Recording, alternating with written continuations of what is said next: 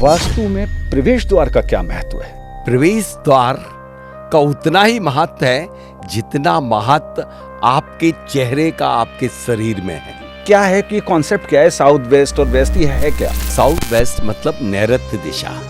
नैऋती देवता का स्थान के कारण उसे नैऋत्य कोण विदिशा का नाम दिया गया। जिस गतिमान से सूर्य पूर्व से पश्चिम तक पहुंचता है, उसी गतिमान से दिन भर की दिनचर्याओं को व्यवस्थित करने का नाम है वास्तु। जहां पर सूर्य की किरणें प्रवेश नहीं करती हैं, उसे डेड लैंड बोला जाता है। भवन की संरचना का बहुत बड़ा महत्व है या भूमि की एनर्जी का बहुत बड़ा महत्व है? घर की वास्तु का फाउंडेशन उसकी लैंड एनर्जी है। 70% रोल है लैंड एनर्जी का, रिमेनिंग 30% रोल है ओरिएंटेशन का। सबसे बड़ी विद्या का नाम है सौर विद्या। जहां पर वास्तु कोई काम नहीं कर पाती है, वहां पर ब्रह्मास्त्र की तरह काम करता है सौर विज्ञान। जय जिन दर्शकों, स्वागत है आपका हमारे कॉन्वो कॉर्नर पॉडकास्ट सीरीज में। जिनवाणी चैनल की ये पहल वक्त के साथ, युग के साथ चीज़ें बदलती हैं, तो हम भी नए ज़माने के साथ, नई चीज़ों के साथ, नई खोजों के साथ, नए हमारे गेस्ट के साथ आपसे रूबरू होते हैं।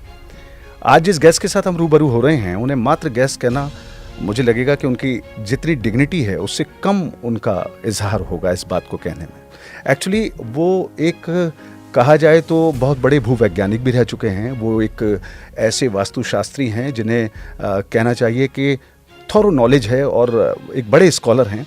वो अगर कहें हम के ज्योतिष के बारे में भी जानते हैं तो भी अतिशयोक्ति नहीं होगी। और इसके अलावा स्वर विज्ञान की अगर हम बात करें, विशेषकर उन्होंने जो बड़ा काम किया है, तो स्वर विज्ञान को वास्तु से जोड़कर जो उन्होंने नए पैमाने और नए पैरामीटर्स स्थापित किए हैं समाज में, वो अलग बात है। कहना चाहिए कि वो बहुआयामी प्रतिभा के मालिक हैं और ये हमारा नसीब है, ये हमारी खुशनसीबी है, ये हमारा सौभाग्य है कि आज हमारे स्टूडियो में मौजूद हैं। जी, नाम ले रहा हूं बहुत गर्व के साथ।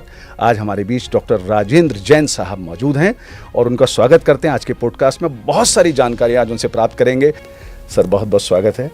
जय जिनेंद्र। जय जिनेंद्र। और मेरा बड़ा सौभाग्य है आज आपके साथ बैठने का। मैं आपके यूट्यूब पे बहुत सारे पॉडकास्ट देखता हूँ, उसमें जो एंकर्स बैठते हैं आपके साथ तमाम सैटेलाइट चैनल्स पर हैं आप। दुनिया के तो देश नहीं, दुनिया के कहना पड़ेगा, दुनिया आपको देखती है।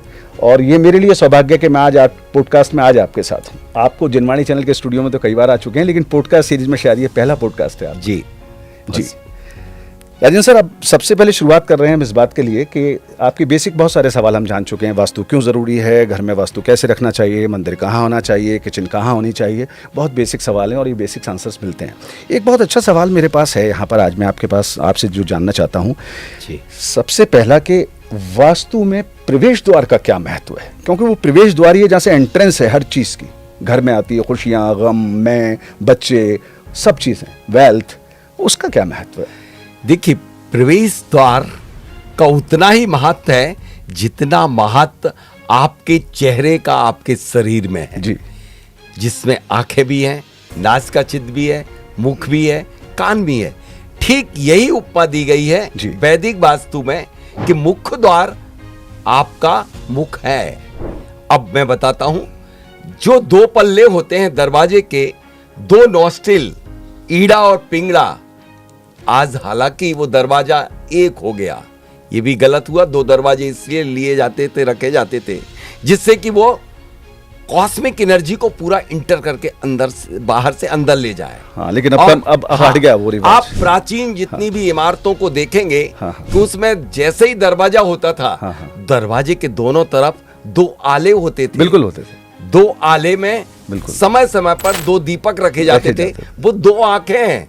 और उसके और बाजू में देखोगे आप, जितने भी किले हैं और राजाओं के महल हैं, उनमें दो झरोखे लगाए जाते थे, वो दो कान हुआ करते थे। अच्छा। इसके बाद देखिए, आपकी मुख्य जो दहलीज हुआ करती थी, उसके नीचे का ओंठ, ऊपर का ओंठ, चौखट, ये मुख है, उसका ओंठ है, और वो अपर साइड, तो सब अंदर जाते हैं। अंदर जाकर के जैसे शरीर में रस रसायन बनता है, भोजन जब अंदर जाता है और सारे डिपार्टमेंटों में डिस्ट्रीब्यूट हो जाता है, ठीक इसी तरह से कोई भी व्यक्ति यदि आपके मुख्य द्वार से आ रहा है, मेन डोर से, और फिर उसको जहां जाना है, रसोई घर में जाना, रस रसायन पाना, या विश्राम करना तो बेडरूम में चले जाना, चर्चा मीटिंग करना तो ड्राइंग रूम में चले जाना, ये है मुख्य द्वार की महत्ता।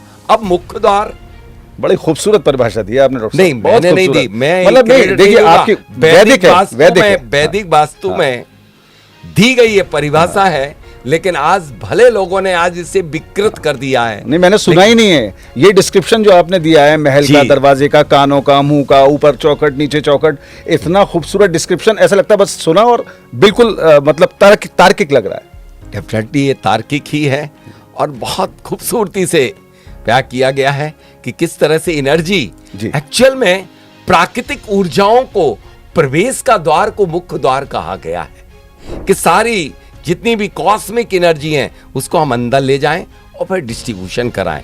अब ये बेस जो है इसका कि कहां दरवाजा होना चाहिए जी। वो दरवाजों का हर दिशाओं के 2-2, 3-3 दरवाजे पद फिक्स किए गए। 32 पद हुआ करते हैं चारों तरफ किसी भी भूमि या भवन के। उसमें जैसे उत्तर दिशा में 8 पद होते हैं तो उसमें तीसरा, चौथा, पांचवा पद, पूर्व दिशा में तीसरा और चौथा पद, और दक्षिण दिशा में सिर्फ चौथा पद, और पश्चिम दिशा में चौथा और पांचवा पद। इस तरह से दरवाजे। अब दरवाजे भी सभी के लिए सब खराब नहीं होते जी। कुंडली के हिसाब से जिनका मंगल उच्च का है उनको दक्षिण दिशा, जिनका सूर्य उच्च का है उसे पूर्व दिशा, जिनका बुध उच्च का है उन्हें उत्तर दिशा, और जिनका शनि उच्च का है उन्हें पश्चिम दिशा। इस तरह से दिशाओं का निर्धारण। एक मिनट रोकूंगा क्योंकि देखिए हम ना यहाँ पॉडकास्ट इसलिए नहीं कर रहे हैं कि हमें बहुत सारे लोगों तक अपनी बात को सिर्फ एक तरफा पहुंचानी है। मुझे सवाल उठ रहा है इसमें। जी। आपने कहा किसी का शनि उच्च है या नीच है या जो भी है, तो घर में तो अलग अलग तरह के लोग हैं, तो कितने दरवाजे लगे? बहुत बढ़िया वैदिक वास्तु में बात कही गई है। सिर्फ आप गृह स्वामी का देखिए, अच्छा। और 3 पीढ़ी तक कुछ मत देखिए और सोचिए। एक गृह स्वामी का करने के बाद, जैसे आप अपने घर के मालिक हैं, अब आपने अपने राशि से अपनी कुंडली को देख करके दरवाजे को नियत कर लिया, निश्चित कर निर्धारित कर लिया। अब आपके बेटे, आपके पोते को भी वही रहेगा और शुभ फल देगा। ये वैदिक वास्तु का सिद्धांत है। क्या बात। 3 पीढ़ी के लिए। वही मैंने कहा कि अगर इतने सारे लोग हैं तो आप कह रहे हैं कि अब किसी की कोई राशि कहीं उच्च है, उसके इतने दरवाजे वाला ही घर हो जाएगा। किसी के भी, हालांकि राशि तो घर के मेंबर जो बनते हैं ना, ज्योतिष का जो सिद्धांत, वो इसलिए बनते हैं कि बहुत सारी समानता उनमें होती है, तब वो एक घर के सदस्य बनते हैं। अच्छा, मैं ये जानना चाहता हूँ, मान लीजिए कि अभी आपको जो लोग सुन रहे हैं, अब जब इतनी ज्ञान की बात सुनते हैं तो कंफ्यूजन पैदा होता है, और उस कंफ्यूजन के पीछे बहुत बड़ा खर्चा दिखता है। हाँ जी। मैं क्यों कह रहा हूँ, अब किसी ने दरवाजा बना लिया, महल जैसा घर बना लिया, बहुत अच्छा फ्लैट ले लिया, लाखों रुपए लगा दिया। अब आपकी बात सुन के मुझे कंफ्यूजन पैदा हो रहा है कि भैया पहले तो मैं चेक कर रहा हूँ कि मेरा दरवाजा सही जगह पे है कि नहीं है, कहीं मैं गलत दरवाजा। क्या गलत दरवाजा अगर घर में है तो कुछ बगैर तोड़ फोड़ के या कुछ हो सकता है, उसका क्या है? बिल्कुल हो सकता, कोई घबराने की बात नहीं है। वैदिक वास्तु ने बहुत अच्छी वैदिक व्यवस्था दी है। वैदिक व्यवस्था ये दी हुई है, यदि गलत जगह आपका मुख्य दरवाजा बन गया है तो आप उसे डोर पावर, जैसे आप जितने भी प्राचीन 1000 वर्ष पुराने मंदिरों में जाएंगे, किलों में जाएंगे, इमारतों में जाएंगे, उन सब में चांदी के सिक्के आप लगे पाएंगे। या जितने भी तोड़े गए हैं मंदिर या पुरानी इमारतें, उसके नीचे रत्न और चांदी के पत्थर पाए गए। ऐसा क्यों? ये इसको कहते हैं डोर पावर, यानी कि उस दरवाजे की ऊर्जा को इतना इनहैंस कर दो कि जिससे कि गलत जगह भी दरवाजा बन जाए तो भी कोई टेंशन करने की जरूरत नहीं है। जैसे उत्तर और पूरब के दरवाजे में आप चांदी का पतरा डाल दीजिए। अच्छा। और दक्षिण दिशा जमीन के अंदर मतलब दहलीज के नीचे। समझ गया। हालांकि आज तो वो जो आपने बताया था ये होट वाला, आज तो दहलीज ही निकाल के अलग कर दी गई। चौखट को आज तिरखट बना दिया गया। तिरखट कैसे? तिरखट 3 पीस, मतलब 2 खड़े, एक ऊपर का, अच्छा, जो नीचे। अच्छा, नीचे पत्थर हो गया या बेस जमीन हट गया, वो हट गई। कल्चर ही नहीं है। चौखट इसलिए उसका नामकरण किया गया था, 4 पीस को चौखट।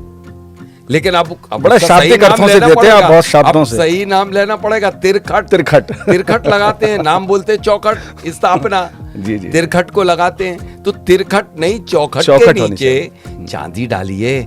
घर में रखी चांदी कोई काम की नहीं है। माँ की पहनी हुई हो, क्या बात, माँ की पहनी हुई हो तो खूब धन संपदा को बढ़ाएगी। चंद्रमा का दुआएं होंगी, उसमें दुआएं होंगी, माँ की एनर्जी होगी। बेशक। और चंद्रमा का प्रभाव बढ़ेगा। हाँ। क्योंकि चांदी चंद्रमा की और माँ रिप्रेजेंट करती है, लिविंग है माँ। हाँ। माँ रिप्रेजेंट करती है चंद्रमा को। अच्छा।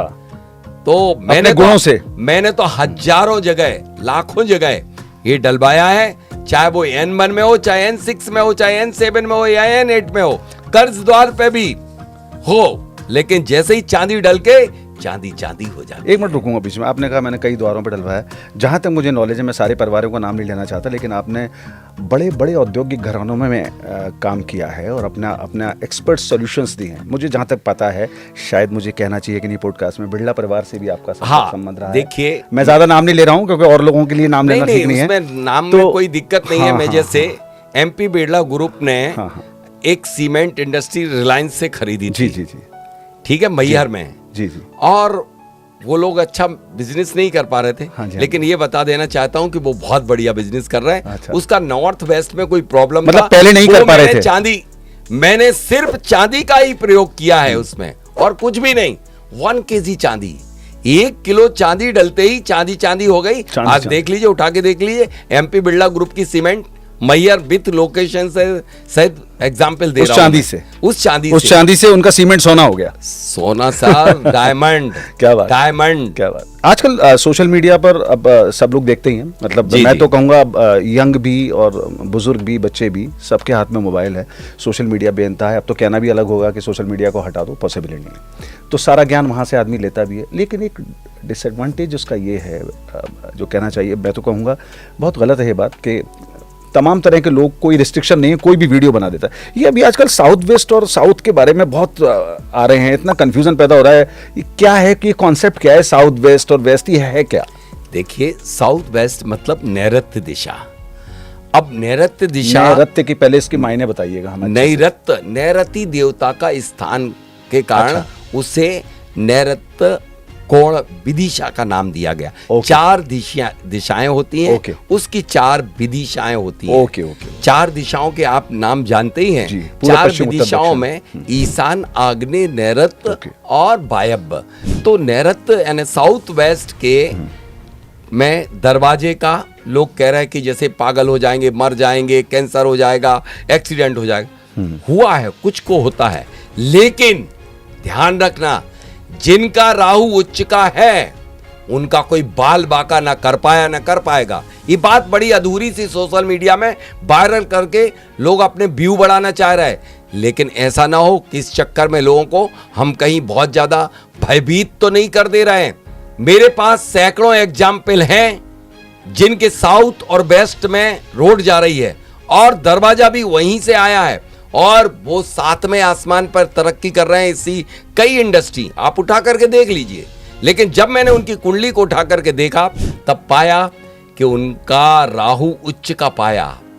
तो ऐसा हम भय डाल करके नहीं, जिनका राहु उच्च का है उनके लिए कोई तकलीफ नहीं है। अच्छा। और जिनका मंगल उच्च का है, जो मंगल के स्वामी हैं, या जिनका मूलांक 9 है, जिनकी कर्क मकर कन्या राशि है, उनके लिए दक्षिण भी अशुभ नहीं है, शुभ है। डॉक्टर साहब ने कहा कि डराइए मत लोगों को, आप परेशान मत कीजिए, भयभीत मत कीजिए, अपना व्यूज़ बढ़ाने के लिए या कमर्शियल हो जाने के लिए या बिजनेस करने के लिए। डॉक्टर साहब की ये बात इसलिए मुझे खूबसूरत लगती है कि डॉक्टर साहब खुद एक बहुत बड़े, हालांकि ये बात वो पसंद नहीं करेंगे कहना, खुद दान पुण्य में बहुत विश्वास करते हैं और बहुत ही मिनिमम परिग्रह, इतना जितना कि ज़रूरी है ज़िंदगी के लिए, करते हैं। इसलिए मैं ये कहूँगा कि जब विधा के आप मालिक होने वाले हैं, जब किसी विधा के पारंगत हैं, तो आपका पवित्र होना, पायस होना बहुत ज़रूरी है, ताकि उस विधा से किसी भी तरह की नकारात्मकता आप ना फैला सकें। डॉक्टर साहब, धन्यवाद देना चाहता हूँ मैं आपको, इसलिए कि आप, सबसे पहली बात तो यह है कि लगभग आप सन्यासी जैसा जीवन व्यतीत करते हैं। जैनिज्म के हिसाब से लगभग दीक्षाओं जैसा आपने मेरे ख्याल प्रतिमाएं भी ले रखी होंगी मेरे ख्याल से। जी देखिए, धन्यवाद का पात्र भय नहीं, धन्यवाद के पात्र तो वो ऋषि मुनि संत हैं जिनने इस सिद्धांत को बनाए।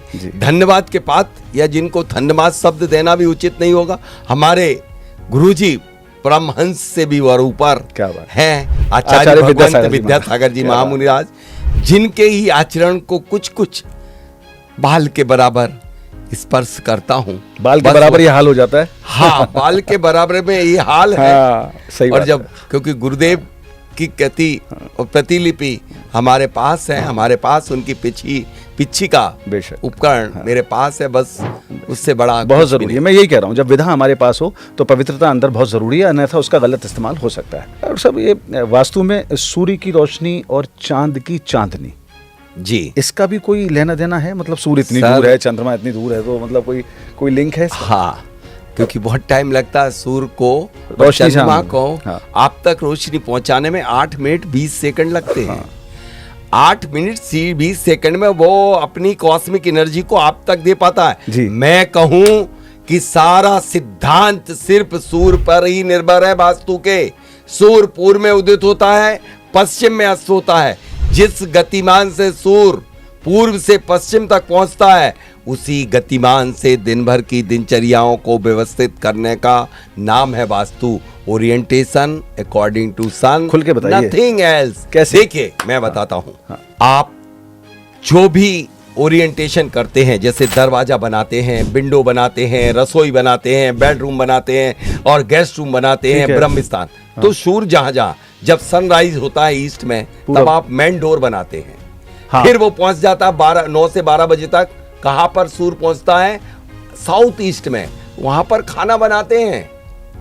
जब वह पहुंच जाता है साउथ में, तो इंफ्रारेड देता है, तो मोटी दीवारों दरवाजे बंद कर देते हैं। वो विश्राम की अवस्था है। और साउथ वेस्ट में सूर्य स्टेबल होने लग जाता है। साउथ में जैसे ठीक ऊपर पहुंचता है जब 12 बजे के बाद, हाँ जी, हाँ जी, 2 बजे, तो वो साउथ की स्थिति।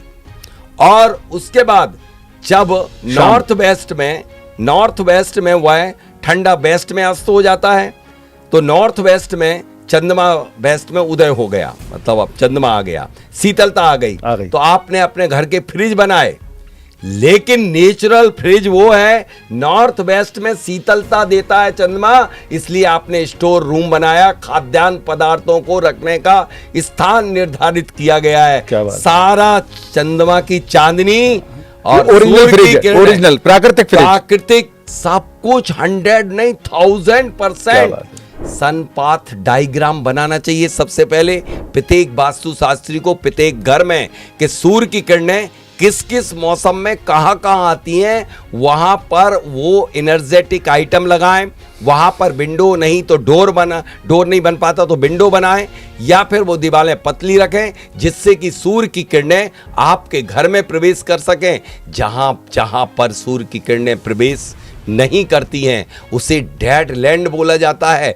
शायद इसलिए वैदिक वास्तु का सिद्धांत है कि बेसमेंट नहीं बनाना चाहिए, क्योंकि वहां पर सूर्य की किरणें नहीं पहुंच सकती हैं। क्या बात है? सूर्य की किरणों में सिल्वर गोल्ड सब कुछ है, विटामिन डी, वो जो मैं अभी सोना चांदी की बात कर रहा हूं, सोना चांदी की बात कर रहे हैं आप, तो सोना गोल्ड मिलता है। आत्मा का च्यवनप्राश है उसमें। आत्मा के च्यवनप्राश से भी बहुत बड़ा च्यवनप्राश है। क्या बात? सिल्वर है, गोल्ड है, आयरन है, विटामिन हैं, मिनरल्स हैं, एवरीथिंग। जब वो इंफ्रारेड आ जाती हैं 2 बजे के बाद, तब उसको दीवालों को मोटी कर दो, इसलिए कि इंफ्रारेड नहीं चाहिए मुझे। बंद कर दो। हाँ, बंद कर दो, अभी बंद कर दो, विश्राम कर दो। मेन प्रिंसिपल जो है वास्तु का, सूर्य से चल रहा है। Gravitational force and magnetic field. Magnetic field क्या है? चंद्रमा, जब चंद्रभेदी और सूर्यभेदी प्लाट को कहा जाता है वास्तु में, जिसकी नॉर्थ साउथ एक्सिस लांगर होती है, वो चंद्रभेदी, मतलब उसमें चंद्रमा का प्रभाव होगा, तो घर में सुख शांति होगी, व्यापार की वृद्धि होगी। और सूर्य मतलब पाथ है ईस्ट वेस्ट एक्सिस, जिनमें लांगर होगी, वो सूर्यभेदी प्लाट, यानी कि वह प्लाटों को आपके लिए मंदिर के लिए सर्वश्रेष्ठ होते हैं, क्योंकि प्रभु ही बैठ सकते हैं सूर्यभेदी प्लाट में, और तो कोई झेल भी नहीं सकता है। नहीं झेल सकता। एक और सवाल है हमारे पास आपसे, बड़ा मजेदार सवाल है। ये जानना चाहते हैं, ये बिल्कुल सीधा मतलब हमारे लोगों से जुड़ा हुआ सवाल है, जो उनके लिए बहुत ज़रूरी है। आप बहुत सारे फिलोसफिक सवाल भी देते हैं, और कई बार बहुत गहरी फिलोसफी में भी चले जाते हैं, लेकिन बहुत ही ईजिली समझाते हैं, तो मज़ा भी आता है समझने में। ये सवाल डायरेक्ट जुड़ता है हमारा, ये जो भवन की संरचना है, ये भूमि की जो एनर्जी है, आपका जीव वास्तु भी है, और आपने इससे बहुत लोगों को लाभ पहुंचाया, आप स्वर विज्ञानी भी हैं। फिलहाल मैं सवाल ये कर रहा हूं कि भवन की संरचना का बहुत बड़ा महत्व है या भूमि की एनर्जी का बहुत बड़ा महत्व है? देखिए, आपसे मैं पूछ रहा हूं, आप धरती में बैठे हैं कि आसमान में? जब आप भवन बनता है, मैं तो धरती में बैठा, धरती में बैठते ना, इस वक्त भी बैठे इस वक्त भी धरती पर बैठे, और आसमान की ऊर्जाएं 8 मिनट 20 सेकंड में आप तक आएंगी। सबसे पहले एनर्जी कहाँ की होगी? यदि मैं आग लगाऊंगा, मैं यहाँ 70% रोल है लैंड एनर्जी का। अच्छा, जिस माँ की कोख में आप पलते हो वो बेस धरती माँ की बेस है। लेकिन आज वैदिक वास्तु की हत्या ही कर दी गई। आज लोग कॉस्मिक एनर्जी को ज्यादा मानने लगे, यानी कि ओरिएंटेशन जो किया जाता है वो कॉस्मिक एनर्जी पे आधारित होता है कि सूर्य की किरणें, चंद्रमा की किरणें आएंगी, वो जहां जहां पहुंचेंगी उससे ओरिएंटेशन। लेकिन जिस पर आपका घर का फाउंडेशन टिका हुआ है, वो फाउंडेशन महत्वपूर्ण है या क्या है? बिल्डिंग बनना धराशायी हो जाएगी यदि फाउंडेशन अच्छा नहीं हो। ठीक इसी तरह से आपके घर की वास्तु का फाउंडेशन उसकी लैंड एनर्जी है। 70% रोल है लैंड एनर्जी का, रिमेनिंग 30% रोल है ओरिएंटेशन का। I mean to say that cosmic energy, सूर्य की किरणें जब, या चंद्रमा या शुक्र या शनि, जो भी ग्रह हैं, वो अपनी एनर्जी को डिस्ट्रीब्यूट करते हैं यहाँ पर धरती पर, तो एक एक दिशा में उनकी प्रोजेक्ट होती है। दोस्तों, आज मैं उस चीज को ओपन कर रहा हूं जिसके कारण वास्तविक परिभाषा ही इस देश में परिभाषित नहीं हो पा रही वास्तु के नाम की। क्योंकि वास्तविक परिभाषा ये है कि वास्तु संस्कृत के वत् शब्द से उत्पत्ति हुई है, जिसका शाब्दिक अर्थ है सिर्फ निवास की भूमि। भूमि कैसी है? जागृत है, सुप्त है, बाधित है, सापित है, निगेटिव है, पॉजिटिव है, योग्य है, अयोग्य है, किस योग्य है, किस कार्य के योग्य है, इसका निर्णय करने का नाम वास्तु है। अच्छा, 70% रोल जो मैंने कहा है। अब उस लैंड कैसी है, उसके अकॉर्डिंग ही आपको उस पर आपके कार्यों के लिए सिलेक्ट करना है। मैंने देखा कितने लोगों ने सब कुछ उल्टा बना लिया, बिल्कुल उल्टा बना लिया, और वो भी मजे में पाए गए।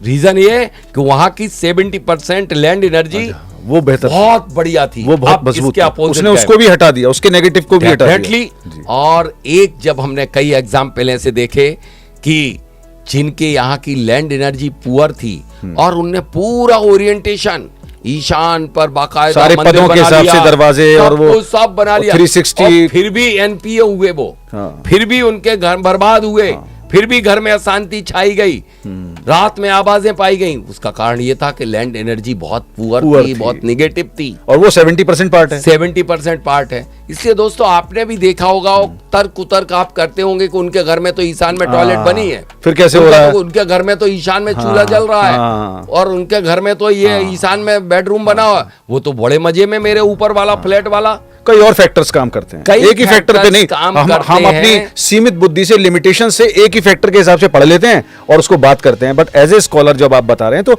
मल्टी फैक्टर्स काम कर रहे हैं, उसके हिसाब से आपका अलग काम कर रहा, पैर अलग काम कर रहा, नजर अलग काम कर रही है, जुबान अलग काम। जुबान ऐसा नहीं कर सकते कि एक अकेले से सब पार हो जाएगा। इसलिए लैंड एनर्जी का रोल 70% है, और यदि जहां पर लैंड एनर्जी बढ़िया होती है वहां पर ओरिएंटेशन के संबंधी दोष अपने आप नलिफाइड हो जाते हैं। अब जरा एक लालच का प्रश्न आ जाता है। हाँ बिल्कुल, लालच क्या मतलब? आदमी आपको सुनना है, आप एक्चुअली इतने गहरे जा चुके हो, आप इतनी मतलब कहना चाहिए आप हजारों पीएचडी के बराबर आपने ज्ञान ले रखा है। अब होता क्या है, आप इतने गहन चले जाते हैं कि आपको समझने के लिए डाइल्यूट करना पड़ता है मुझे ज्ञान को आपके। आप गहराई में चले जाते हैं, आपका उद्देश्य ये नहीं होता है कि लोग आपको सुने, आपको बुलाएं और आपको धन कमाना है। एक्चुअली आपको ज्ञान को प्रवाहित करते हुए एक तरीके ब्राह्मणीय स्वरूप में आ जाते हो। अब मुझे अपनी बात बताओ, आपका सुनने के बाद ना एक आदमी के दिमाग में आएगा, भैया मुझे बताओ, आपने इतनी सारी कमियां बता दी एनर्जी भूमि की है, उसको डर होगा कि ये बताओ ये तय कैसे होगा कि मैं जमीन खरीदते में हाँ कैसे पता लगाऊं कि ये एनर्जेटिक है कि नहीं है, शापित है कि नहीं है, और अगर बाय दी वे मेरी मैं ले चुका हूं तो उसका उपाय क्या है भैया? देखिए, बहुत सरल से तरीके आप सबको बताना चाहता हूँ, क्योंकि ये विषय वास्तव में बहुत टफ भी है, बहुत इजी भी है, क्योंकि इसकी तो एनर्जी चेक करने की करीब 37 मेथड हैं, मेजर 37 तरीके हैं मेजरली। उसके अलावा माइनरली 108 तरीके बता रहे हैं आप, या 37 स्टेप हैं? 37 स्टेप नहीं, 37 टाइप की मेथड है मेजरली। 108 और भी हैं, ऐसे My तो God. हजारों मेथड My हैं, God. जिसमें देखिए कम से कम 108 मेथड है निमित्त ज्ञान की, जिससे भूमि का परीक्षण किया जाता है निमित्तों को देख के। जब जिस जमीन पर आप पहुंचे उस समय क्या कहां पड़ा हुआ था, उसको देख करके, रास्ते में आप जा रहे थे तो किसने रास्ता काटी, क्या आपको रास्ते में दिखा, उससे आप उसके घर को बता सकते हैं, उसकी लैंड की एनर्जी को बता सकते हैं। फिर आप अच्छा। जिस भूमि पे पैर रखते हैं, पैर रखते ही आपकी सांसों सांस में परिवर्तन आ जाता है और आपकी सांस आपको उस भूमि की एनर्जी को बता देती है कि वह भूमि रेसिडेंशियल पर्पस की है। अब यहाँ स्वर विज्ञान जोड़ दिया आपने। मैंने नहीं जोड़ दिया। नहीं नहीं, मतलब हमारे नहीं, आचार्यों आप ने, काम करते हैं ना उसको, भगवान आपने रिलेट शिव- किया उसको। भगवान शिव ने जोड़ा है। अच्छा। भगवान सुखचंद आचार्य ने, वाह, वाह। भगवान शिव ने जो पार्वती को ज्ञान दिया था, वो मेरा ज्ञान नहीं है। लोग आज की डेट में कहने लगे उसको तो कहते हैं विज्ञान भैरव तंत्र है, शायद कुछ ऐसा है मेरे ख्याल से। साहब, उससे बड़ा कोई तंत्र, उससे बड़ा कोई मंत्र, उससे बड़ा कोई यंत्र इस विश्व में नहीं है। क्या बात। 3 लोक में सबसे बड़ी विद्या का नाम है स्वर विद्या। जहां पर वास्तु कोई काम नहीं कर पाती है, वहां पर ब्रह्मास्त्र की तरह काम करता है स्वर विज्ञान, जिससे आपने कहा कि जमीन पे साधारण रखते ही विज्ञान नहीं है, वो बदल जाएगा। जमीन पे स्वाभाविक है। तो ये एक आम आदमी पता लगा लेगा। जब आप किसी आम आदमी की सांसों से, क्यों नहीं, वो सांसों से कभी मुखातिब नहीं होता है, अच्छा, लेकिन उसकी सांसें तो प्रॉपर काम करती हैं। जिस दिन सांसें काम करना बंद कर देंगी, उस दिन उसका तो रहेगा ही काम नहीं। तमाम हो जाएगा। काम तमाम हो जाएगा। उसकी सांस उसे सब कुछ बताती है, हर मिनट हर सेकंड का जी, जी। भविष्य बताती है। Exactly. लेकिन वो उससे फ्रेंडली होता ही नहीं है। बेशक सही बात है। तो सांसों के माध्यम से उस भूमि को Okay. पहचाना जा सकता। आज मैं आप सभी को एक ऐसी मेथड बता देना चाहता जी। हूं जिससे हर व्यक्ति आसानी से पहचान सके उस भूमि की लैंड एनर्जी। जैसे वाह। जब कोई भूमि जमीन से जुड़ी हुई हो, उस जमीन में एक गड्ढा खोदे और उस गड्ढे में अपने इष्ट का स्मरण करके चंद स्वर के जल तत्व में उस गड्ढे में पानी ऊपर से डाले, और यदि पानी क्लॉकवाइज मूवमेंट करने लग जाए, उस गड्ढे में पानी क्लॉकवाइज, देखिए क्या ग्रेविटेशनल फोर्स काम करता है वास्तु में। अच्छा जी। यदि क्लॉकवाइज मूव करने लग जाए तो समझ लेना कि वह भूमि श्रेष्ठतम है, और एंटी क्लॉकवाइज मूव करे तो समझना कि यह भूमि ठीक नहीं है, या तो उसका उपचार करो, 16 संस्कार सर करो। पहले एक बार, एक मिनट, गड्ढा कितना खोदना है? गड्ढा खोदना, क्योंकि एक एक चीज sorry, बताओ, लोग गलत, करेंगे, आप बिल्कुल सही नहीं है। लोग करेंगे इसे। 11 इंच 11 इंच गड्ढा, और डायामीटर क्या कोई विशेष नहीं, एक वो कटोरे कोई के बराबर, एक घर के? कटोरे, बड़े कटोरे ठीक के है, बराबर। ठीक है। पानी कितना? 5 इंची का चौड़ा। 5 इंची। पानी कितना पानी तो जितना उसमें भर जाए उतना भर जाए। और ये कैसे पता लगाऊंगा मैं? ये देखिए, ये बाई नाक है जो ठीक है। चंद्र नाड़ी है, ठीक है। ये दाई नाक है सूर्य ठीक है। नाड़ी है। आप ध्यान चंद्र नाड़ी दीजिएगा, में सारी डालें, चीजें समझ लीजिए। हाँ हाँ जी, चंद्र नाड़ी में डालें। शुरू से बताइए सर, कैसे देखिए, करें, जाएं। मैं एक बार पुनः बता देता पुनः हूं, बताइए। और आप कहेंगे तो मैं कई मेथड बता नहीं नहीं, दूंगा। लोग नोट कर रहे होंगे इस वक्त इसको, उनके लिए बड़े बिल्कुल काम कर का है। लीजिए। हाँ मैं आपको बता दूं, जी, 1000 मेथड एक तरफ, कई करोड़ों के इंस्ट्रूमेंट एक तरफ, क्या बात। लेकिन ये 2 मेथड जो हैं, एक स्वर की मेथड, जितना बड़ा अरबों का इंस्ट्रूमेंट प्रभु ने आपको क्या इन्वेंट बात है, करके क्या भेजा बात है, उससे बड़ा इस दुनिया में कोई कोई नहीं इंस्ट्रूमेंट सर, नहीं कोई बन सकता। बेशक। और ये जमीन के अंदर की ऊर्जा चेक करने वाला मशीन स्वयं जमीन में है, हाँ। वही ग्रेविटेशनल फोर्स है, वही मैग्नेटिक एनॉमली है, वही सन रेज वहां पर पड़ती हैं, और वही चेक कर देता है यदि पानी का मूवमेंट क्लॉकवाइज। जैसे एक गड्ढा खोदा हमने 11 इंच 11 इंच का, 11 या 15 इंच तक का लगभग, खोद लीजिए, लगभग। 5 या 7 इंच चौड़ा खोद चौड़ा रख लीजिए, लिया, ठीक है। और उसमें ईस्ट फेसिंग करके, पूर्व ओके। दिशा की तरफ हमारा अपना मुख करके, और ऊपर से खड़े खड़े अपने इष्ट का स्मरण करके उस गड्ढे में पानी को छोड़ते जाइए। जब गड्ढा भर जाए तो उसके मूवमेंट, धाराएं जो पानी की चलेंगी, वो घड़ी के दिशा में क्लॉकवाइज चल रही हैं, एंटी क्लॉकवाइज चल रही हैं, उसमें एयर बबल बन रहे हैं, क्या बन रहे हैं, ओके। उससे आप समझ जाओगे कि वह भूमि कैसी है। जैसे यदि क्लॉकवाइज चल रहे हैं तो पॉजिटिव, तो पॉजिटिव, ओके। तेज गति से चल रही है यदि तो और पानी पॉजिटिव है। स्पीडली, हाँ। तो बहुत ज्यादा। अच्छा, उसकी और स्पीड मंद मंद स्पीड, त्वरा, उसकी एनर्जी, त्वरा, जी, समझ उसकी गया। एनर्जी। Acceleration। और यदि क्लॉकवाइज स्थिर हो गई हो गए, तो स्टेबल है, मतलब वो भूमि कहीं ना कहीं दूसरे के कब्जे में है, मतलब वह बाधित है। अच्छा, बाधित है ये बंधन ये में। ये चल के रुक गई है, मतलब रुकी हुई नहीं है? नहीं, सीधे पानी डालने डाला पे और रुक रुका हुआ जाती है, ओके। मैं तो ठीक, ओके। मेरे कई हजारों स्टूडेंट पूरे भारत में हैं, वो तो हमें सभी इस पता है। मेथड को हाँ, करते हैं, पता है। और इसके रिजल्ट कोई छिपा नहीं सकता। इसमें कोई मशीन वसीन नहीं लेना है, मुफ्त में कर सकते हैं, इसलिए मैंने ऐसा उपाय बताया। अब यदि रुक गई। इसमें रुक गई तो बाधित है, एंटी क्लॉकवाइज तो कोई ना कोई निगेटिव है, निगेटिव एनर्जी जनरेट करने वाला एलिमेंट जमीन के अंदर है। अब फिर एयर बबल बनना, बड़ी लंबी कहानी हो जाएगी, बस इतना नहीं, बड़ा मजेदार है। बस एक बात थोड़ा सा बता दीजिए, बहुत ज्यादा लंबा नहीं। अब ये सुन के मतलब अगर उसमें उसको नेगेटिव दिखता है तो आदमी आपको कहाँ पकड़े? मुझे कहाँ पकड़े? नहीं मतलब कैसे, वो क्या करेगा? वो तो आपको फंसा दिया आपने, तो नकारात्मक दिख गई। अब वो कहेगा मैं क्या करूं, इसके बाद तो डॉक्टर साहब ही नहीं है मेरे पास। इसका उपचार क्या करे, ये पूछना चाह रहा है जी, बताइए। अब इस मिट्टी को निकाल के, यदि वो निगेटिव है, क्योंकि आज इतना पैसा तो है नहीं है कि एक प्लाट की रजिस्ट्री कराई फिर उसे छोड़े, इसमें 10 लाख रुपए बर्बाद, और लोन है, तमाम लोन है भाई, बहुत। तो उस मिट्टी को खोद के बाहर फेंके, ओके, उसकी पूरी जमीन की घुटने तक फेंके, मतलब 2 फीट उस प्लॉट की बाहर, फिर से ये मेथड अप्लाई करें, फिर से करा, फिर से ये मेथड किया। अच्छा। यदि पॉजिटिव आ गई तो बस उतना है, और यदि फिर भी निगेटिव आई फिर नीचे तो जाओ, कमर तक खोदे, ओके, और फिर भी निगेटिव आई तो पूरी जितनी गृह स्वामी की हाइट है उस तक खोदे, फिर ये मेथड करें। गृह स्वामी की हाइट को खोदने के बाद हर जमीन पॉजिटिव हो जाती है। इसलिए मोस्टली आपने देखा होगा, देश के बड़े बड़े उद्योगपति फ्लैट में रहते हैं, सुखी हैं, संपन्न हैं, समृद्ध हैं, सब कुछ है, क्योंकि उनके जो मल्टी स्टोरी बनती है उसमें 10, 12, 15 फीट मिट्टी को खोद के बाहर फेंक दिया जाता है। स्टिल्ट बनाते हैं, क्योंकि उसमें कारों के लिए, इसके लिए और नीचे के लिए स्टिल्ट के लिए। हाँ, अब इसमें एक और बात, खोद दी, खाली कर दी, भरना क्या है? भरना कुछ नहीं है, उसमें भरना क्या, उसमें भी कुछ मिट्टी। हाँ, अब उस मिट्टी जब खोदी दी है आपने, तो उसका भूमि को एनर्जाइज कर लो। मंत्रलॉजी, यंत्रलॉजी, पिरामिडलॉजी, जैमलॉजी, मर्कलॉजी, बहुत सारी चीजें उसमें एनर्जेटिक डाल दो, या मंत्रों के जाप कर दो, या श्रेष्ठ जगह की कहीं जिस खेत में अच्छी फसल उगती हो उसकी मिट्टी लाके डाल दो। ओके, किसी धर्म स्थान की भी ला सकते हैं? धर्म स्थान की मत, घर के स्थान में डाल देना। अच्छा अच्छा अच्छा। धर्म स्थान की मिट्टी सिर्फ डालना। अच्छा, वो मैंने पूछ लिया, मेरा मंदिर बन रहा हो, वरना दोनों में झगड़ा शुरू हो जाएगा।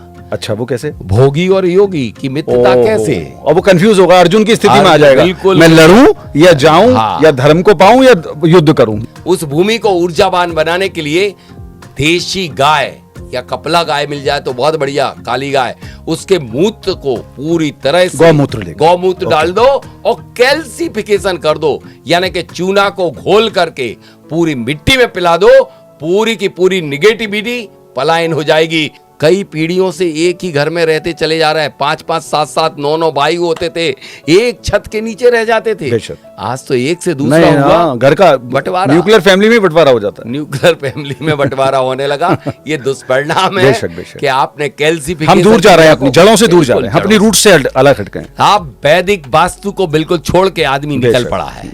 एक और सवाल आपसे करना चाहते हैं, वो ये है कि वास्तु का प्रभाव सिर्फ हमारे भवन पर ही पड़ता है प्रभाव, या आसपास की चीजें जैसे वृक्ष है या कुछ है, इन पर भी पड़ता है? देखिए साहब, सूर्य की किरणें 8 मिनट 20 सेकंड में जब आती है, तो सबसे पहले कौन इनहेल करता है उनको, कौन कैप्चर करता है? आपको मालूम है, इस धरती पर सबसे ज्यादा यदि रिसीवर है, सबसे बड़ा रिसीवर, तो वो है वृक्ष। बारह मेहर ने बहुत अच्छे से वृक्ष वास्तु का वर्णन किया है। किसने? बराह मेहर। अच्छा अच्छा अच्छा। बराह मेहर, अच्छा अच्छा, जिनने वृक्षों की एक एक जाति प्रजातियों के लिए सब टाइप के वृक्ष बताए हैं। अच्छा। यदि व्यापार को उन्नत करना है, प्रोग्रेस कराना, तो उसमें कौन से वृक्ष लगाइए? मैं तो पहली बात तो आपके प्रश्न का जवाब दे दूं, वरना हमारे दर्शक कहेंगे कि आपके घर पर ही प्रभाव बाद में पड़ेगा। सबसे पहले सूर्य की किरणों को रिसीव या कॉस्मिक एनर्जी को रिसीव करते हैं हमारे आसपास के वृक्ष, और इसलिए कहते हैं कि हर घर में गमले अवश्य होना चाहिए, छोटे छोटे वृक्ष होना चाहिए, दिशागत होना चाहिए, दशागत होना चाहिए, और किस दिशा में कौन से वृक्ष लगाना है। अच्छा। इसका भी बारह मेहर ने बहुत स्पष्ट कहा है, लेकिन घर पूरी तरह वृक्ष से ढका नहीं होना चाहिए। बिल्कुल सही बात, चाहे वो दक्षिण दिशा हो या पश्चिम, जितना उनकी जगह है, जितना बताया है वैदिक में, उतना रखें। हाँ, वरना जैसे कई लोग मैंने देखा है कि बेडरूम पूरा ढका हुआ है वृक्ष से। देख लेना, एक डाटा मैंने एनालिसिस किया है, बहुत सारी केस स्टडी की है कि उन घरों में उन लोगों को जो बेडरूम में सो रहे होते हैं, उन सबको सर्वाइकल की प्रॉब्लम पाई गई। अच्छा, सभी एक मिनट, सर्वाइकल तो मुझे है, तो मुझे बताओ क्या देखना है मुझे? सर आप ये देखिए कहीं आपके पीछे की खिड़कियां तो नहीं है, बेडरूम के पीछे सर राइट साइड है। राइट हो चले आप?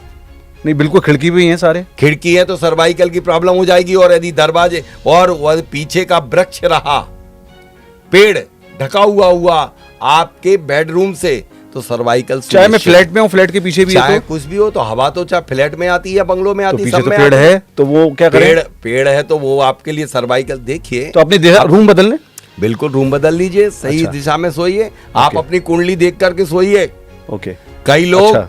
आज जो कह रहे हैं, सॉरी मैं यहाँ आपको ज्यादा समय ले रहा हूँ। नहीं, बड़ा अच्छा लग रहा है, बड़ा अच्छा लग रहा है। नहीं। डॉक्टर साहब सही बताऊं तो ये सवाल ही ज्यादा इंटरेस्टिंग है लोगों के लिए, उनकी जिंदगी देखिए से जुड़े हुए सभी हैं। लोग कहते हैं कि सब लोग वास्तु के अनुसार उनके लिए साउथ वेस्ट ही बेडरूम श्रेष्ठ होगा। हाँ। लेकिन जिसका राहु केतु नीच का होगा, राहु, उसके लिए साउथ वेस्ट भी ठीक नहीं होगा।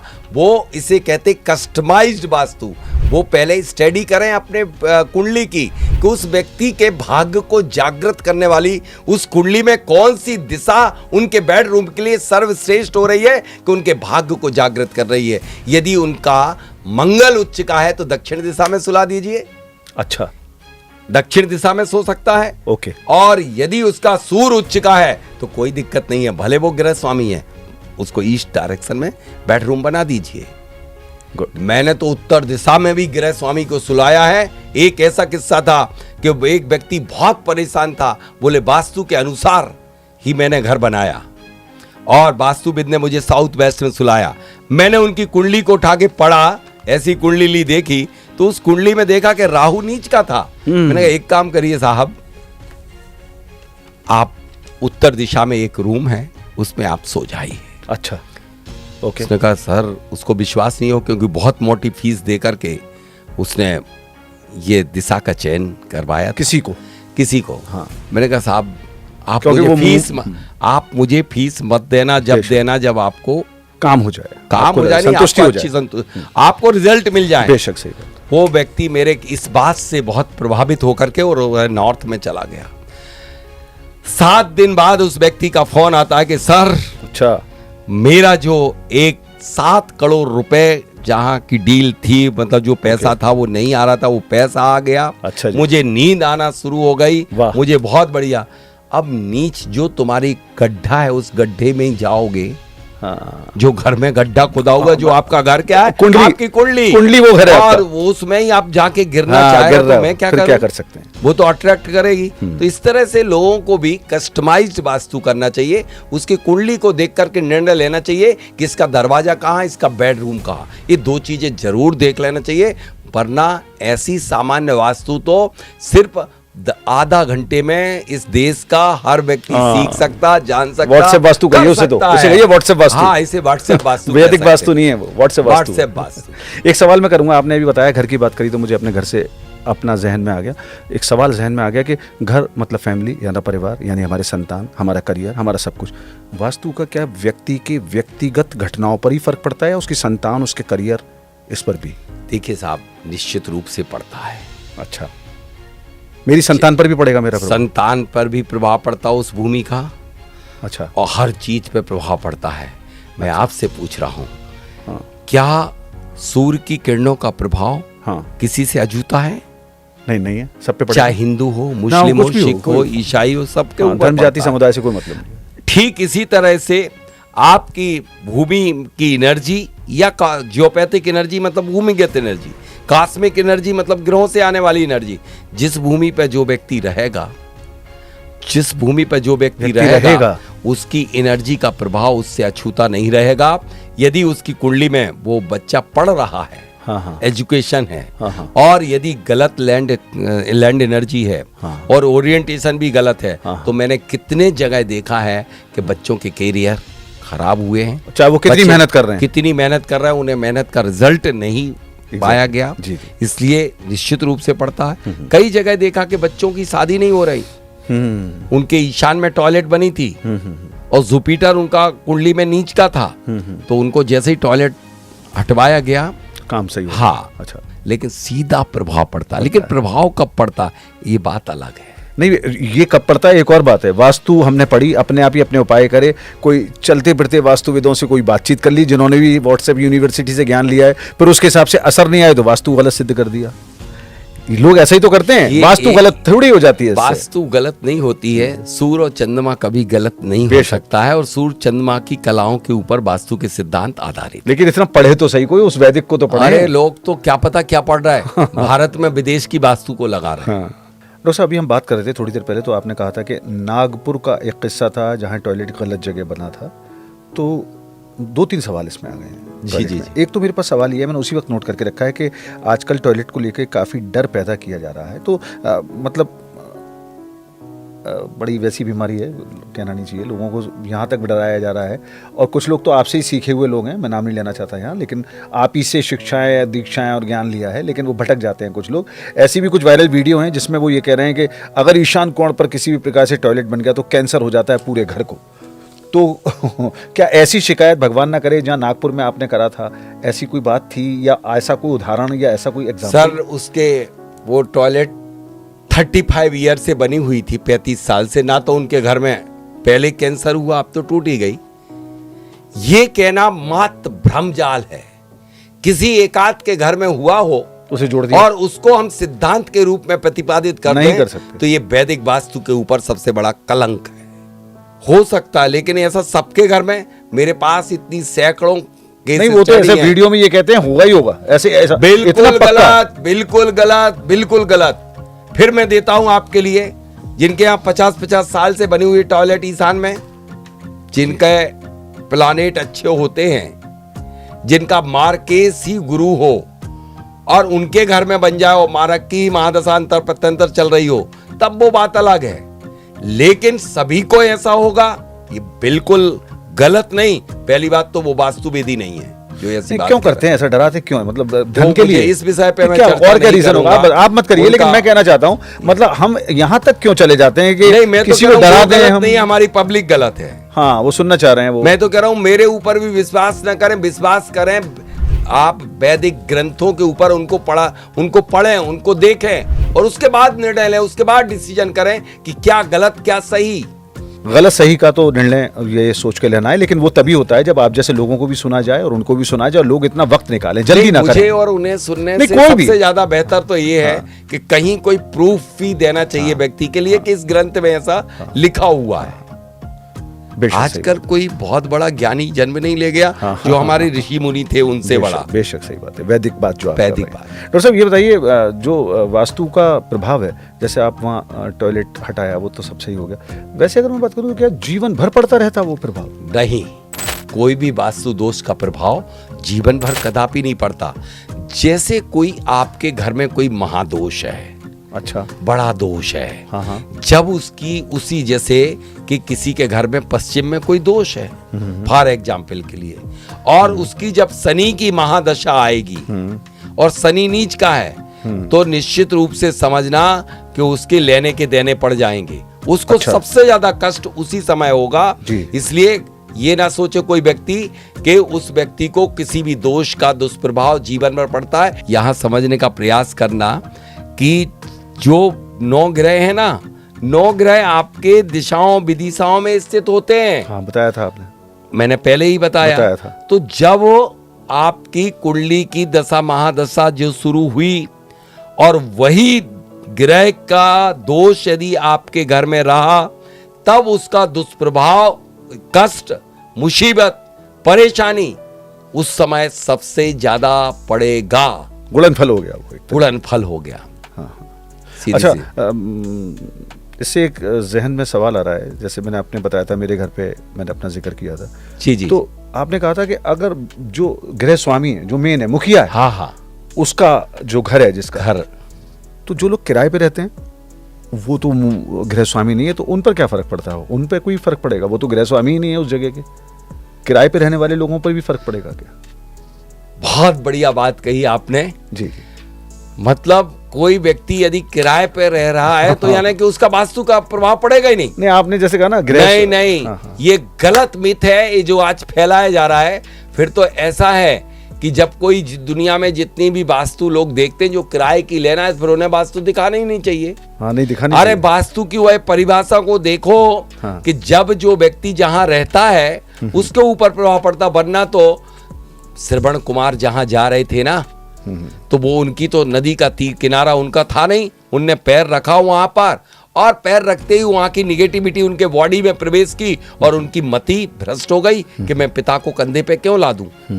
तो ये बहुत बड़ा भ्रमजाल है। जो व्यक्ति जहां बसेगा उसका प्रभाव उसके ऊपर पड़ेगा। हाँ, इसके उल्टी मैं बात कहूं कि जो व्यक्ति जहां पर नहीं रहता है और उसके नाम से रजिस्ट्री भी है तो उसका कोई प्रभाव उसके ऊपर नहीं पड़ेगा। मेरी गाड़ी जो है वो अभी नागपुर पर ही अटकी है डॉक्टर साहब, क्योंकि वहाँ टॉयलेट वाली बात भी मैंने आपसे पूछी थी। तो आपने वहाँ ये कहा था कि टॉयलेट को तोड़ा, जगह से बनाया तो सही हो गया। अब कोई फ्लैट में रहता है या कुछ उसकी सामर्थ्य नहीं है, अब वो या परिस्थितियाँ ऐसी हैं वो तोड़ नहीं सकता, तो बिना तोड़ फोड़ के भी कोई इलाज है क्या? बिल्कुल बिना तोड़ फोड़ के सारे इलाज होते हैं। तोड़ फोड़ का नाम वास्तु नहीं है, व्यवस्थित जीवन जीने का नाम वास्तु है। अच्छा। 5 एलिमेंट को बैलेंस करो और 5 एलिमेंट को अकेले तोड़ फोड़ के बैलेंस नहीं किया जाता। आज मैं जाते जाते अपने दर्शकों को 3 ब्रह्मास्त्र दे के जाना चाहता हूं, जिससे कि बिना तोड़ फोड़ के वो किस तरह से पूरे घर की वास्तु को बैलेंस कर सकते हैं।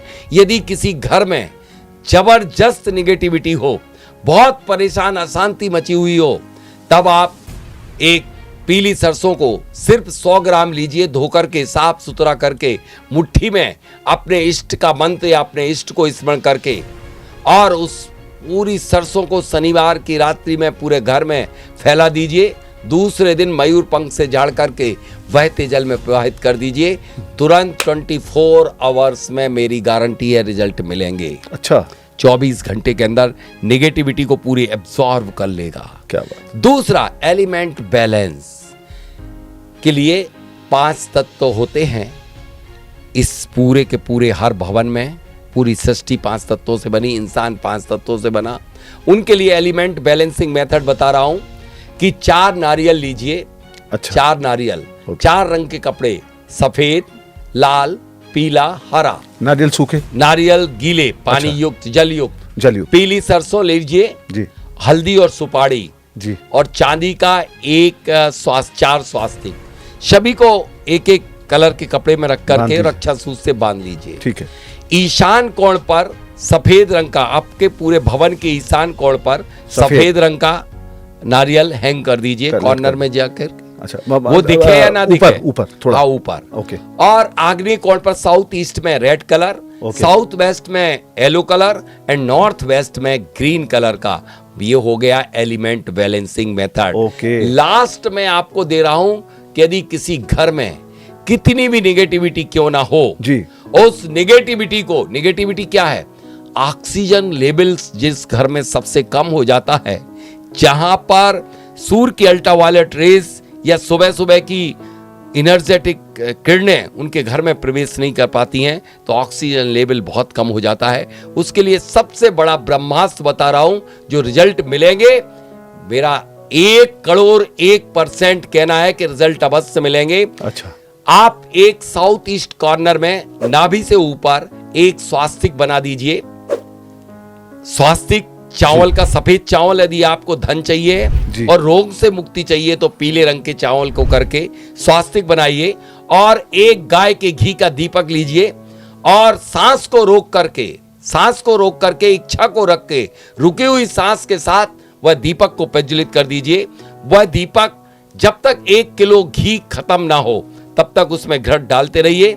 10 दिन, 15 दिन, 20 दिन, किसी के यहाँ 1 माह, 2 माह, जब तक चल जाए। उसके बाद मेरा चैलेंज है कि आपको रिजल्ट 1000% मिलेंगे। सारी निगेटिविटी यूं ही धू करके पलायन कर जाएगी। बहुत बढ़िया। डॉक्टर साहब, दिल तो नहीं है आपसे विदा लेने का, लेकिन आखिरी में एक सवाल और करूंगा, फिर उसके बाद हम विदा लेंगे और फिर अगला पॉडकास्ट आपके मेरे साथ स्वर विज्ञान पर करने का बड़ा मन है, मैं उस पर भी बात करूंगा। लेकिन अभी इस पॉडकास्ट में फिलहाल इतना ही। आखिरी में बस जानना चाहते हैं निचोड़। एक आदमी क्या कहता है, सब ज्ञान ले लिया भाई, हमें तो एक उपाय बता दो, एंड में कंक्लूजन बता दो। हम पर आप जैसी स्कॉलर बुद्धि एक आम आदमी पर तो होती नहीं है। तो सामान्य आदमी के लिए बताइए, वास्तु में सबसे ज्यादा महत्वपूर्णता क्या है? सबसे ज्यादा महत्वपूर्ण क्या है? दोनों अलग बातें हैं जी। सबसे ज्यादा महत्वपूर्ण तो ये है वास्तु में कि जिस भूमि पर भवन रहा है उसकी लैंड एनर्जी, और दूसरा कॉस्मिक एनर्जी जो उसे प्रभावित करती है। कॉस्मिक में सूर्य की किरणें सबसे ज्यादा महत्वपूर्ण है, वह हर व्यक्ति के ऊपर प्रभाव डालती हैं, चाहे हिंदू हो, मुस्लिम हो, सिख हो, ईसाई हो, क्योंकि ये सूर्य की किरणें धर्मनिरपेक्ष हैं। धर्मनिरपेक्ष कोई माने या ना माने, बिल्कुल सही वो तो अपना सनराइज अपने समय पे होता, सनसेट अपने विज्ञान है, वो साइंस है। बिल्कुल सही बात है। उस साइंस को कोई नोबडी कैन डिनाई। तो भूमि जरूरी हो गई। हाँ, अब क्या क्या निर्माण करते समय ध्यान रखना चाहिए। सबसे पहले जब आप घर बना रहे हैं तब आप अपने द्रव्य क्षेत्र काल भाव, यानी कि आप जब भी देखें तो उसमें मुहूर्त देख लें जब आप निर्माण करने जा रहे हैं। कई जगह मैंने पाया कि लोगों ने पूरा वास्तु से बना लिया, लेकिन मुहूर्त ही गलत समय पर कर लेने से उनको कई वर्ष लग गए निर्माण करने में। तो मुहूर्त देखें, फिर देखें कि जो मैप है, जो घर बना रहे हैं, उसमें मेन डोर सही जगह पर हो, रसोई घर सही जगह पर हो, बेडरूम सही जगह पर हो। बस इतना ध्यान रख लें, बस ठीक है।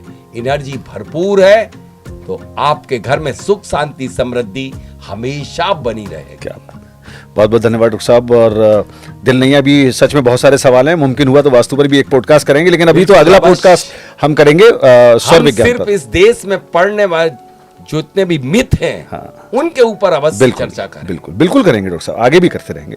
बहुत बहुत धन्यवाद हमारे इस पॉडकास्ट में आने के लिए, बेइंतहा आपने अपना वक्त दिया। आपके लिए भी बहुत बहुत धन्यवाद। मैं कई जगह पॉडकास्ट करता हूं, जी जी, लेकिन जिस तरह से जिज्ञासाएं आपके अंदर जागृत होती हैं, वैसी मैंने और कहीं नहीं पाई। आप कर देते हैं जिज्ञासा जागृत। Thank you very much. तो दर्शकों, मैं आपको बता दूं कि अभी हमारे साथ डॉक्टर राजेंद्र जैन साहब मौजूद थे। क्या कहूँ उन्हें स्कॉलर कहूँ या कहूँ कि ज्ञान के पांडित्य पूर्णतः वो भी तथाकथित नहीं, मतलब वर्तमान वैज्ञानिकता से जोड़ते हुए वैदिक ज्ञान, ऐसा संतुलन, या कहूँ कॉन्ट्राडिक्शन, या कहूँ विरोधाभास। विरोधाभास हमारे दृष्टिकोण से असल में देखा जाए तो बहुआयामी व्यक्तित्व वही होते हैं जो बहुआयामी विधाएं, बहुआयामी विज्ञान का और विद्वान का सहारा लेते हैं। वहाँ इन्होंने एक जिक्र ये भी किया कि शिवजी का भी जिक्र किया। तो ये राजेंद्र जैन साहब हैं, लेकिन कितना थॉरो नॉलेज होगी, शास्त्रों का कितना ज्ञान होगा, अध्यात्म का कितना ज्ञान होगा, और एक्सेप्टेंस कितनी होगी, जैनिज्म का स्यातवाद कितना अंदर रखा होगा कि ये भी सत्य हो सकता है तो ये भी सत्य हो सकता है। तो शिवजी भी उसमें समाहित हैं। ऐसी शख्सियत के साथ अगला पॉडकास्ट आप मेरे साथ जरूर देखिएगा। ज्ञान के सारे दरवाजे खोलने के लिए ही नहीं, जीवन में हमारे जिनवाणी चैनल की टैगलाइन लाने के लिए, यानी सुख शांति समृद्धि लाने के लिए। कॉन्वो कॉर्नर में इस पॉडकास्ट सीरीज में फिलहाल इतना ही। अगली बार फिर मुलाकात होगी। जय जिनेंद्र।